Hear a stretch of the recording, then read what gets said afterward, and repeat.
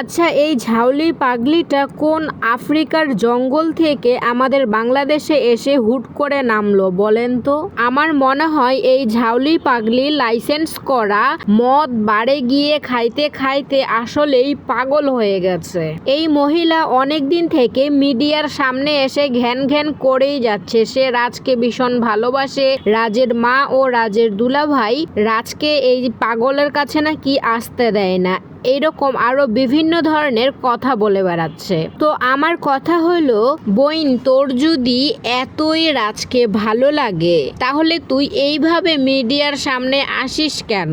কখনো নোংরা পোশাক পরে, কখনো মিডিয়ার সামনে উল্টাপাল্টা কথা বলে, কখনো তার চুল নিয়ে একেবারে বাজে অবস্থা। এইরকম উল্টাপাল্টা কাজ করলে শুধু রাজের মা কেন, কারোরই মা এই মেয়ের সাথে তার ছেলের সম্পর্ক মেনে নেবে না, বিয়ে দেওয়া তো দূরের কথা। আমার মনে হয় সে মিডিয়ার সামনে এসে রাজকে নিয়ে এই কথাগুলো শুধু ভাইরাল হওয়ার জন্য বলতেছে।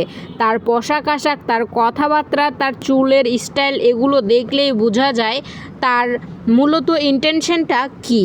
তার মূল লক্ষ্যটাই হলো এই সব আবোল তাবোল পাগলামি করে সে ভাইরাল হবে।